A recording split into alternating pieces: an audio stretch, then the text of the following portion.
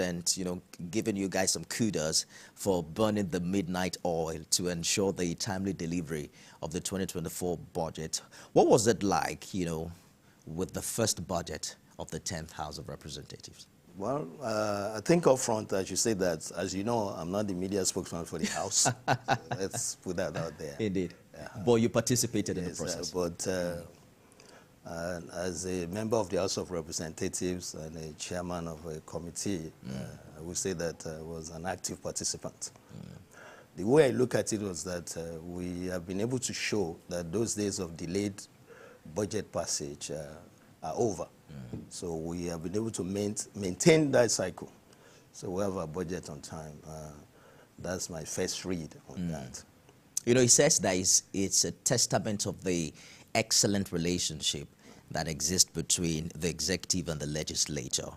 What do you think is responsible for this cordial relationship? Or is it like the romance of the early days? What do you think has made the executive and the legislature thick this time? I don't think I would describe it as a romance. I think it's understanding that there are different perspectives in terms of the roles in governance. Indeed. The legislature constitutionally is not designed to be necessarily adversarial to the executive, but the members of the House of Representatives have been voted for by various constituents all over Nigeria.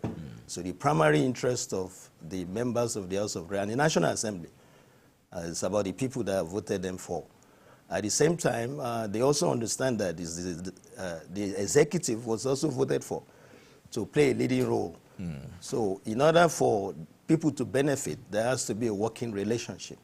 So, and if the working relationship is as desired by the constituents, so be it. And so far, the executive has shown good faith that they want to govern, that they want to make the country a better place. So there is no cause for the legislature to oppose that. That's why it seems that it's a romance. I agree with you that it shouldn't be an adversarial relationship, but Nigerians also think it shouldn't be too cordial. But when you think of what people call becoming a rubber stamp, for instance, there are criticisms from some quarters that perhaps the National Assembly hastily passed the 2024 budget. I think the president presented it on the 1st day of December. I can't recall now. Some are saying, do you think that was a thorough process on the part of the lawmakers? Yeah, that I can answer. I think the main thing is that budget has a process. And what we ask ourselves was that whether the process was violated or not. Absolutely not. The president presented a budget to the House, and the House had a period of budget defense that the MDAs came to defend the budget. The only thing is that there was aggressive work on the part of the National Assembly, understanding that these are very tough times, that Nigerians don't want to wait. They want to see action from January, and that is what we have delivered. So the Minister of Budget and National Planning even has an interesting way to put it. It says that almost everyone in the executive has, that legislative experience. The president was a lawmaker, his vice president a lawmaker, the first lady is a senator, the chief of staff used to head the House of Representatives. Do you think that could have played a role in, how fast we've seen things play out in the past 1 month? That's part of it, because it shows that they understand the process and they understand the things that usually cause delay. But having said that, I don't think you look at it as being 100% romance, if I use your word. For example, you remember the case of the boat or the yacht? Indeed. So that's not that's something that probably the executive did not see.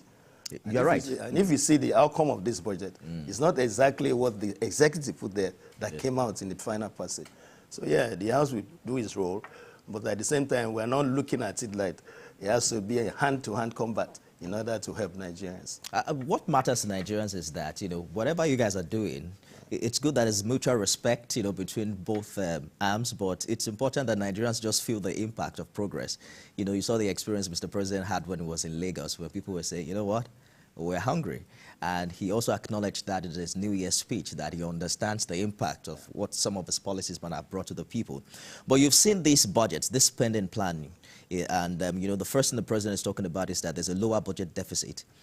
So it's a lower financing requirement, and the percentage of GDP, the budget deficit, we understand, is down from 6.1% to 3.8%. But do you think we have what it takes to fund the aid? How optimistic, our youth that we're going to have optimal performance of this spending plan? Up the top, I want to quickly respond to what you said, that how is the country? I think we should admit that things are very tough. And who best to understand that than the representatives who are very close to the people? Indeed. So what was seen or what was said was not unusual. But what I would say about that is that the president is someone that really understands that to the core of his bones and really knows how the people feel. That's why he acknowledged that. So there's no doubt that these are very tough times. We know. And we want to thank Nigerians for even showing the understanding, and that from our own part, we also understand the pain. And it's like the president said, it's like a woman that's going to have a baby. It's very painful in labor. But when you hear the cry of the baby, the mother doesn't remember the pain again. Indeed. Coming back to your question, yes. What is different this time is that you have a team who knows how to make this one work.